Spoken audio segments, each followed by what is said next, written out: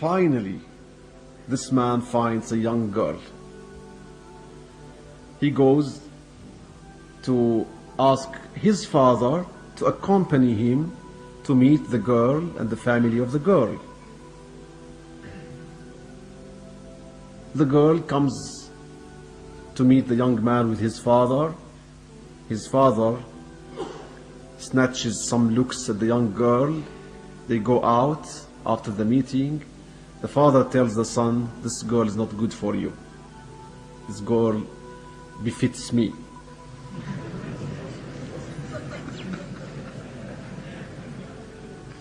No, you shouldn't. This girl is too good for you. It's suitable only to me. They disagree, and this is a good reason for disagreement, because no father is supposed to be in that position at all, of course.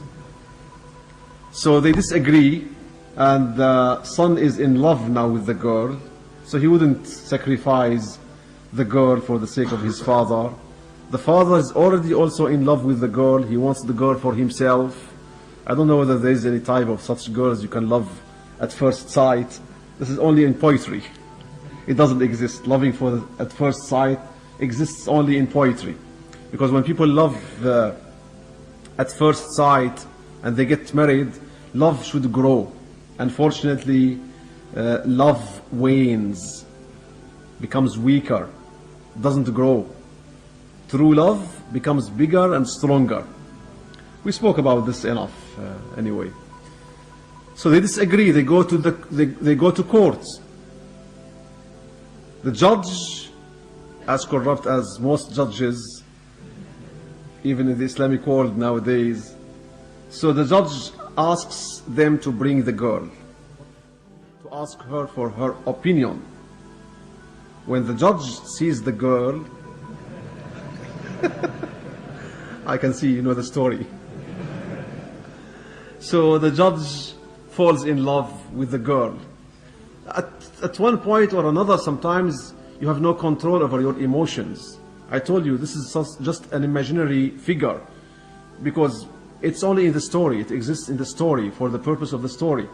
But in reality, it doesn't exist.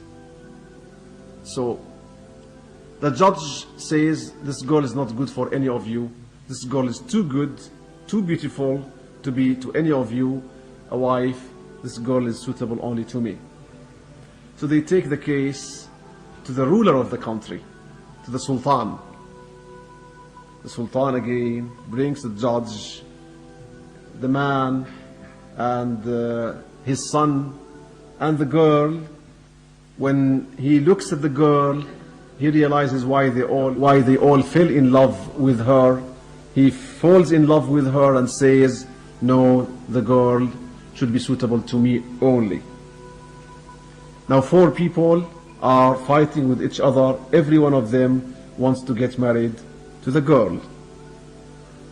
Okay, next episode after Asr. Now 4 people are fighting for this young girl. She's actually wiser than all of them. She said to them, okay, I'll make a test.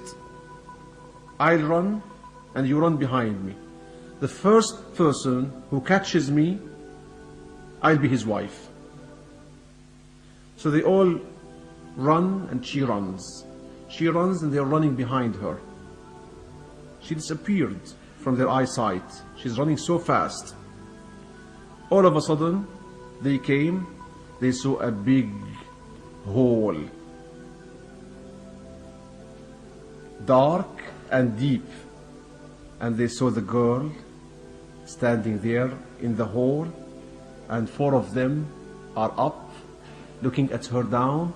She was telling them, I am the dunya and this is your grave. I am the dunya and this is your grave. It's all metaphorical and symbolic to show how we are running behind the dunya, brothers and sisters.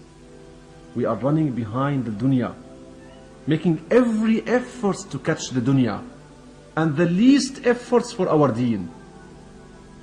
It's just anything extra we have when we are free and when we are really in good shape, then we do something for the sake of Allah.